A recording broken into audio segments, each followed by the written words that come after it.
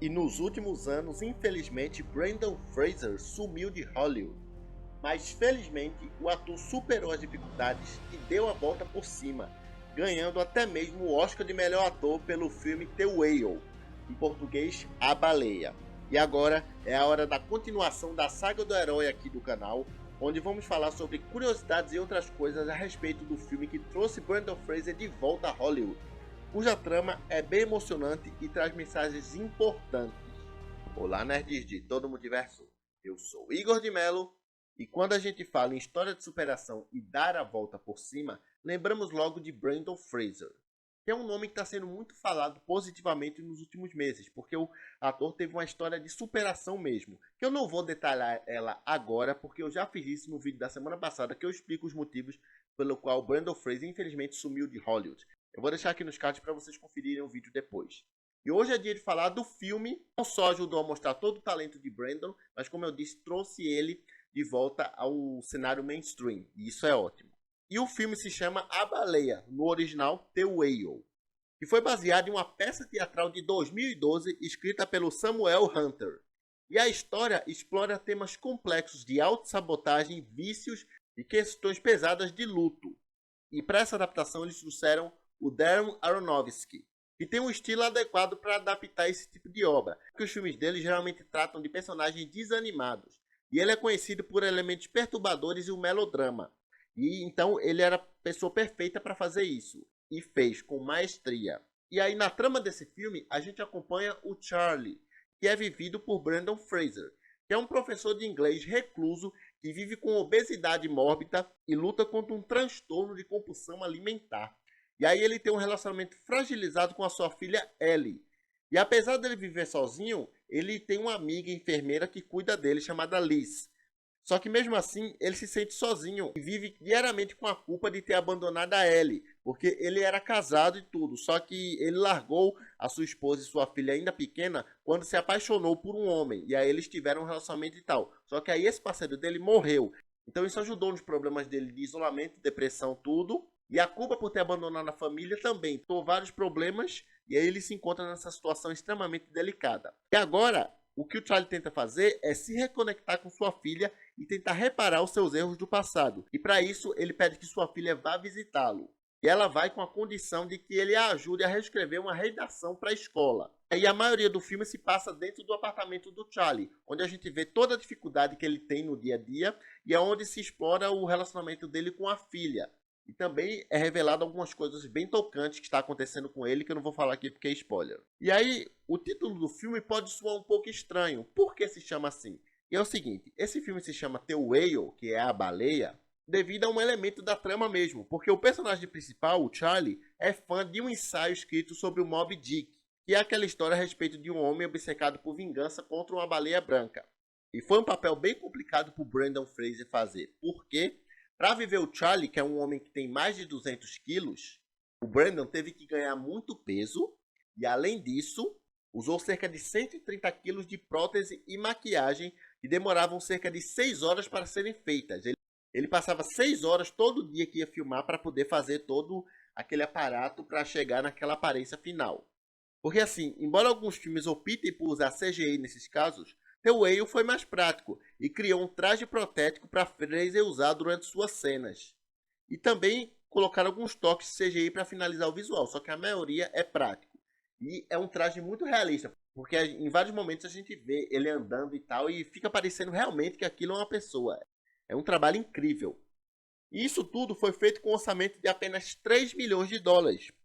E o filme foi um sucesso, arrecadou mais de 36 milhões de dólares apenas nos Estados Unidos, sem contar a bilheteria de outros países. Então, o filme é um sucesso em vários sentidos, incluindo o financeiro. E aí o Brendan Fraser descreve seu traje nesse filme como lindo e digno de estar em um museu em Londres.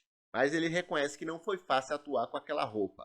Porque de fato a roupa era pesada, então ele realmente se sentia como uma pessoa com aquele peso ao se locomover. Sem contar o calor e tal. Então, foi um trabalho barra pesada. E era tão complicado que quando ele precisava se levantar e tal, alguns membros da equipe tinham que ajudar ele, porque tinha hora que ele não conseguia. Ele até revela uma coisa interessante, quando ele retirava o traje, ele sentia sintomas de vertigem, porque era uma mudança muito brusca. Era como se de repente ele tivesse tudo com 200 quilos e do nada volta a ter, sei lá, 90, 100 quilos. Então ele realmente disse que foi uma experiência bem diferente. E isso ajudou na interpretação de Fraser, porque ele precisou aprender que é preciso ser uma pessoa incrivelmente forte dentro de um corpo assim. Ser uma pessoa forte, o Fraser entende bem, porque como sabemos, ele era um astro de filme de ação nos anos 90 e início dos anos 2000. E aí ele optava, na maioria das vezes, por fazer suas próprias cenas de ação. Entretanto, em dado momento, isso começou a prejudicá-lo. Ele já relatou em algumas vezes que o seu corpo começou a desmoronar em dado momento. Um exemplo aqui, ele cita que na época que filmou o terceiro filme da Múmia, ele precisava de compressas de gelo e outras coisas para poder suportar as dores. E ao longo dos anos ele passou por várias cirurgias, incluindo uma nas costas, nos joelhos e até mesmo nas cordas vocais, fazendo com que o ator entrasse e saísse de hospitais por quase 7 anos. Então, assim como o personagem Charlie, o Brendan Fraser é um homem forte que lutou contra várias coisas em sua vida. Como vimos na parte 1 aqui da saga do herói, que eu vou lembrar a vocês que está aqui nos cards para vocês conferirem depois, tá legal? E agora continuando.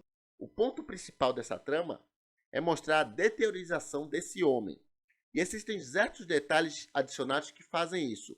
O diretor Darren Aronofsky faz questão de aumentar o áudio sempre que o Charlie está comendo, para enfatizar o som molhado dos lábios se batendo.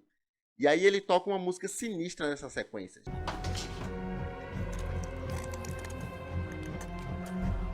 Então, é uma forma de dizer que Charlie está fazendo algo realmente muito ruim, porque ele tem uma compulsão alimentar. Cada vez que ele come besteiras e tal, isso está prejudicando mais ainda a saúde dele.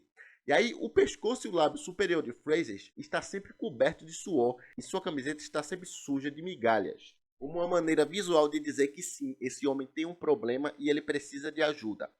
Essa questão da ajuda é tratada no filme, mas eu não vou falar porque é spoiler. E aí, a primeira metade de The Whale, por mais duro que seja de falar isso, são sequências e sequências de humilhação. Como assim, Igor? Porque, tipo, o Charlie é uma pessoa que vive numa condição difícil. Ele tem dificuldades no dia a dia. Coisas que uma pessoa com a saúde perfeita faz, ele obviamente não consegue. Então é de certa forma humilhante para o personagem. Outra amizade que o Charlie tem a baleia é com a Liz, que ela o trata gentilmente, embora cometa alguns erros, como servir sanduíches e balde de frango para ele, coisa que ele não pode fazer, porque os problemas dele é justamente com comida. Mas assim, é na sua filha de 17 anos, a Ellie, que é feita pela Sadie Sink de Stranger Things, que temos a melhor dinâmica desse filme, na minha opinião. Porque ela o despreza abertamente e fala palavras realmente perversas e duras, como uma espécie de punição pelo que o Charlie fez por deixar ela e a mãe.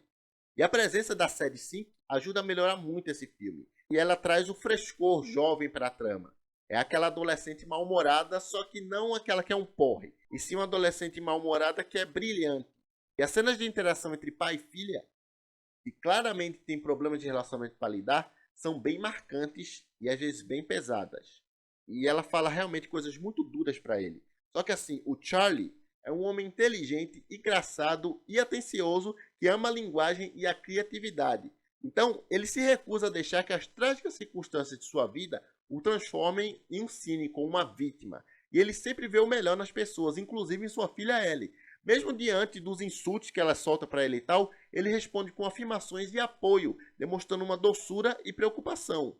Então, de fato, ele é uma pessoa gentil que se importa com os outros. Mesmo que em dado ponto ele tenha deixado de se importar com si mesmo. E o melhor de tudo é que a atuação do Brendan Fraser é natural e revela a alma doce e mais torturada de Charlie. E ele mostra isso desde sua primeira cena. E o mais legal é que os olhos do Brendan Fraser ajudam também a mostrar sua interpretação. Aquele negócio, o olhar dele quer dizer muita coisa. Então é um trabalho muito profundo. E não havia pessoa melhor no mundo para fazer esse papel do que o Brandon, que passou por muitas dificuldades na sua vida pessoal e encontrou na atuação uma forma de se reerguer e enfrentar seus desafios. E por isso, a interpretação dele em A Baleia é um trunfo significativo para a história e mereceu o Oscar que ele ganhou. Porque a história de Brandon é inspiradora e um exemplo de força e coragem diante das adversidades. E o filme A Baleia marca a volta de Brendan Fraser aos holofotes, de onde ele nunca devia ter saído. E o filme e o Oscar e tudo é como se fosse uma espécie de pedido de desculpa de Hollywood por todo o descaso com ele durante todo esse tempo. Mas o Oscar que ele ganhou não foi só como um pedido de desculpas. Foi também pelo trabalho duro e atuação dele. E de fato o Brendan Fraser voltou com tudo, tem outros projetos bem legais para serem lançados. E vamos acompanhar e torcer porque é um grande ator. E bom, assim encerramos por enquanto a saga do herói a respeito de Brendan Fraser. Mas com certeza vamos voltar a falar dele aqui nesse canal. Porque eu particularmente acompanho a carreira dele há anos e sou muito fã.